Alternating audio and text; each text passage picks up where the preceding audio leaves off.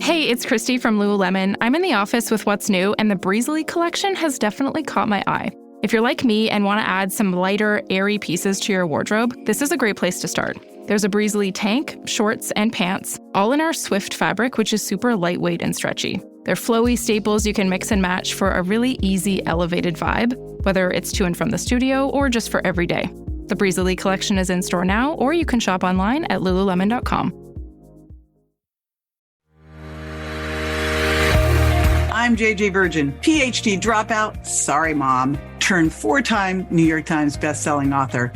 Yes, I'm a certified nutrition specialist, fitness Hall of Famer, and I speak at health conferences and trainings around the globe. But I'm driven by my insatiable curiosity and love of science to keep asking questions, digging for answers, and sharing the information I uncover with as many people as I can. And that's why I created the Well Beyond 40 podcast, to synthesize and simplify the science of health into actionable strategies to help you thrive. In each episode, we'll talk about what's working in the world of wellness, from personalized nutrition and healing your metabolism to healthy aging and prescriptive fitness. Join me on the journey to better health so you can love how you look and feel right now and have the energy to play full out at 100.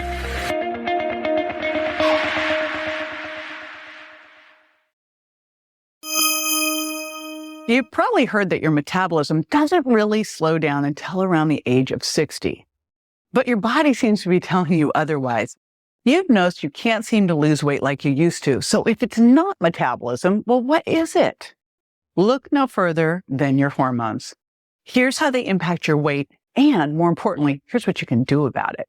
So the first big one, of course, is insulin. And insulin has a significant impact on your weight because it helps control the storage and utilization of nutrients, particularly carbohydrates and fats. Now, when you eat carbohydrates, you're going to have blood sugar, glucose in your blood, and then insulin is released in response to that to transport glucose into the cells. Glucose first is going to get stored as glycogen in the livers and muscles, but if there's more, the additional is converted to fat and stored in fat tissue, leading to weight gain over time. Now, chronically high insulin also is going to affect hunger and your fullness cues.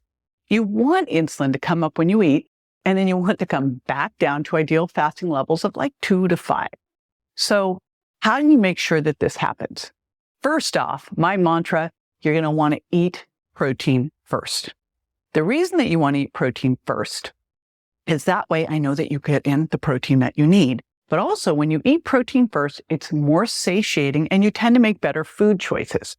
And by better food choices, I mean by eating by the plate. So my perfect plate is clean protein, say something like wild salmon, grass-fed and finished beef, where you're getting great protein sources with all the essential amino acids in the right balance, plus some healthy fats. And then you're also loading that plate with a lot of non-starchy vegetables. Why do I love this so much? Is because I just got protein, fat, and fiber. And that is truly the trifecta for satiety. Super important. And let's face it, if you're hungry, you're not going to be able to stay on your eating plan, right? So super important. So that's the first part of it. Now, also important here with improving insulin sensitivity is resistance training and a little bit on insulin sensitivity.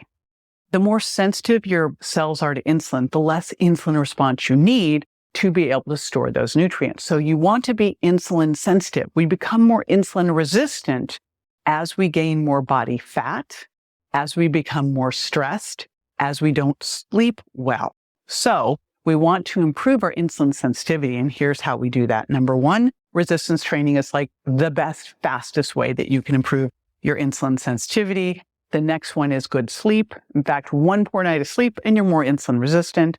Of course, vitamin D is super important for improving insulin sensitivity, as is fish oil. So if you're eating good wild salmon, you got a 1-2 punch there. Next up, cortisol. And boy, when I think about like things really hitting your metabolism and making you store fat, like insulin plus cortisol is a 1-2 punch. So while insulin, we tend to become more insulin resistant as we age, we also tend to have higher cortisol as we age. And especially this happens in women. Now, chronically elevated cortisol can cause weight gain due to a variety of different things. First of all, we've got a bunch of cortisol receptors in the belly. So if your cortisol is higher, you tend to store more visceral adipose tissue. Next up, when cortisol is up, it tends to impair quality sleep. And if you're not sleeping well, you're going to have more insulin resistance, like I just talked about, and you're also going to be hungrier. That is a really bad recipe because if you're more insulin resistant, you're better at storing fat, not burning it. And now you're hungrier and probably eating excess calories. So now you're going to be more likely to store those calories as fat. Next up, when you've got chronic cortisol, it can impair your thyroid function. It can also lower testosterone and lower progesterone. Progesterone can impact that sleep. But now you've got lower thyroid, lower testosterone, and that means that you're going to have more trouble building muscle and you're going to be more catabolic, which means it can break down muscle. It can impair muscle protein synthesis. It also can make your gut more permeable and create gut dysbiosis. When that happens, a couple things happen. Number one, you can start to have more cravings. Number two, that gut permeability can make you start to react to foods. And the most common foods that you start to react to are dairy and eggs.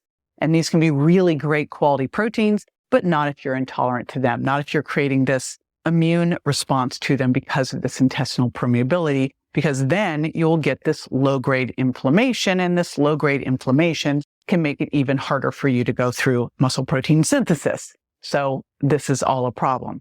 All right, so what do we do about this? Well, for stress, one of the ways that you can monitor it, it's kind of like, well, how do I know if this is really an issue? And this is where heart rate variability can be amazing. You want to start to monitor your heart rate variability, find out what's normal for you, and look at how you can improve it, and then look at the things that impair it. So meditation can be amazing for improving heart rate variability, great night's sleep, doing the right amount of exercise, and especially high intensity interval training, but the right amount. Too much exercise, you'll see your heart rate variability goes down. You want a higher heart rate variability. Supplements can help here as well. GABA, B vitamins, glycine, my Take 10 stress support, vitamin C, because the number one vitamin used by the adrenal glands is vitamin C. So this can be super big for this. DHEA and some of the adaptogens, especially rhodiola and ashwagandha. But again, it's challenging with cortisol because it's sort of like, how do you really tell what's going on with stress? When you go get a lab test, generally they'll do an early morning at 8 a.m. cortisol test, but this is just a snapshot. So a way to really be able to tell what's going on is to go do an adrenal salivary index where you spit throughout the day and it tracks it to see if you've got elevated cortisol, or maybe now you've got adrenal gland exhaustion, or maybe your curve is backwards to where it should be. But an easier way to monitor this on a daily basis is to get to know that heart rate variability. You can track it through a Whoop or an Oura Ring or an Apple Watch, and then to really start to work on how you get that to a higher level for you. And the next one is thyroid. And one of the things that you'll start to see with everything we're talking about is they all impact each other. Because when I talk about thyroid, if you are under chronic stress, this, of course, can impair your body's conversion from inactive T4 thyroid to T3 thyroid. If you've got issues with your thyroid, this is going to give you issues with your metabolism, because ultimately, like, the big predictor of your metabolic rate, big governor of it, is your thyroid. If your thyroid is underactive, you're probably going to be hungrier, but you're also going to have reduced calorie burning, which is going to be problematic for you being able to build muscle. Thyroid hormones, and especially T4 and T3, impact hormones that regulate appetite and metabolism, like leptin and ghrelin. And an underactive thyroid can disrupt the balance of these hormones, which again can lead to you being hungrier and not feeling as full. And again, one of the biggest challenges with all of this is if you're hungry, you will tend to overeat. If you overeat, you're going to tend to gain weight, right? And then we also know hyperthyroidism can have psychological effects. It can give you mood changes like depression and anxiety. And sometimes when you have depression and anxiety, that also can lead to overeating because you're using food to stuff those feelings, right? Or maybe you've got some cravings. Now, another thing about thyroid hormones, T3 and T4, is that you need them for energy production within the body's cells.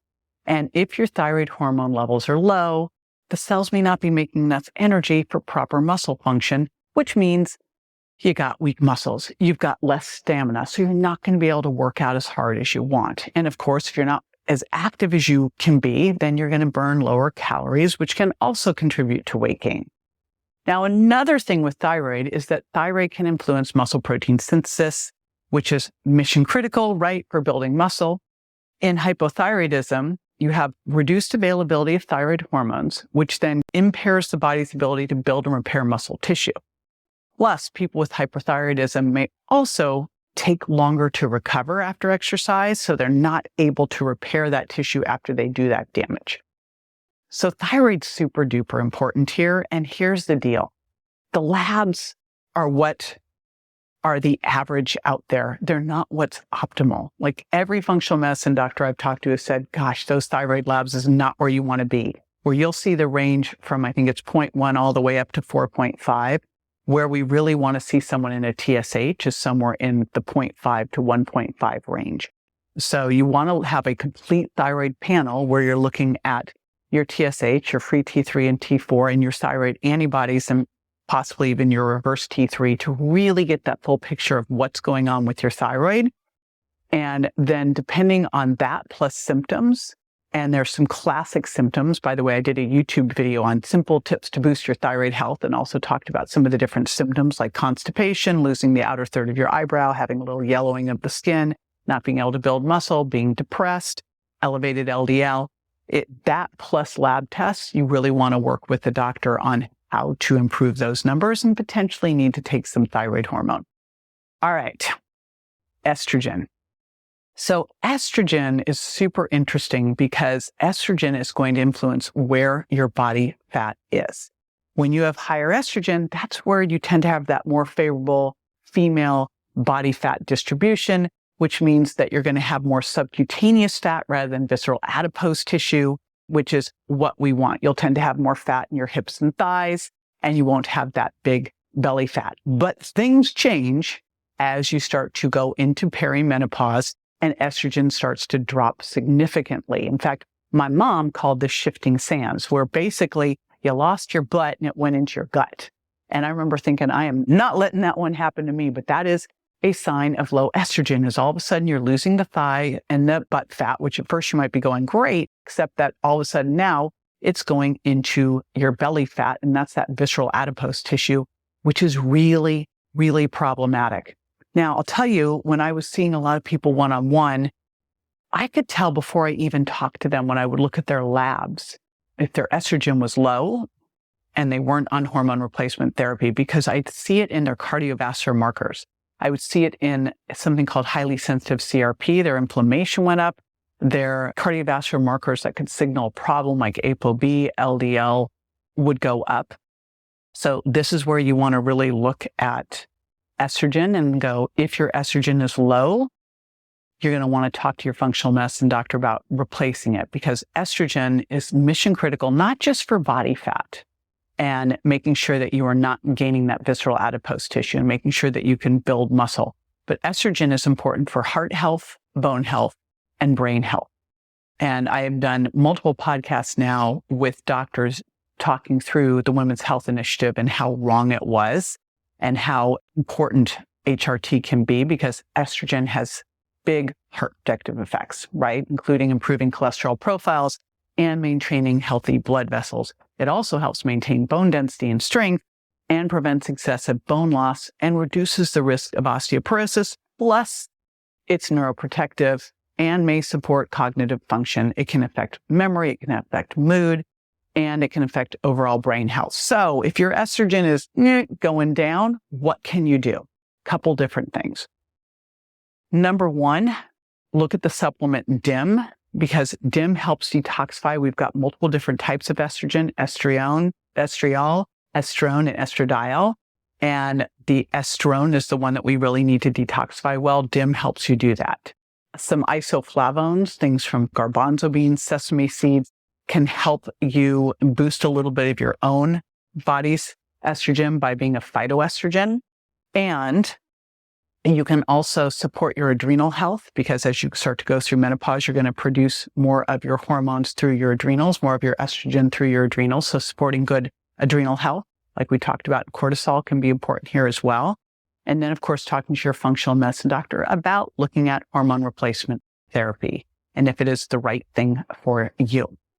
I will tell you, I was just at an event speaking and was going through like my 3 pillars of eating protein first and doing hard things and sleeping through the night. And this woman came up, she goes, I've been doing all of these things for 5 years and nothing seems to be working.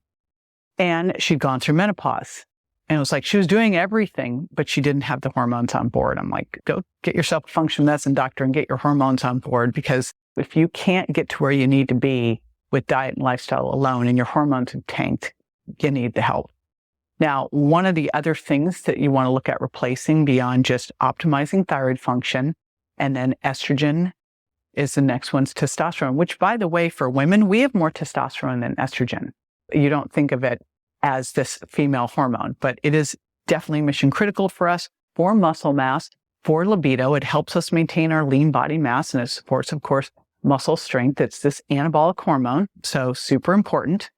And of course, when we have good lean body mass, it's going to help us with having a better metabolic rate. It also is important for helping with maintaining bone density. So it may be that you can get some boost of testosterone by taking DHEA. Sometimes that can be enough, but quite often we need to supplement it with it as well. A couple things that can help you with elevating testosterone are lifting weights, getting in healthy fats in your diet, having some carbohydrates in your evening meal before sleep, and competition. Now, I don't know if it does it for women. I know with men that competition, being involved in competition, can raise their testosterone. Even watching competitions can raise their testosterone. Don't know about that for women. But this, again, is one that you want to monitor and talk to your functional medicine doctor about. Now, when you think of estrogen, what opposes estrogen is progesterone. So these work together. And when you're a cycling female, this is produced in the second half of your cycle after ovulation, right? This is the first one that tends to go down as you go into perimenopause, which then all of a sudden you're having crappy sleep. Your mood starts to go sideways, right? However, if you just arbitrarily start taking lots of progesterone, this can actually encourage more fat stores and some insulin resistance. The only time we really tend to get insulin resistant easily is during pregnancy, when we've got steady higher levels of progesterone that promote insulin resistance and fat storage, specifically in the hips and thighs.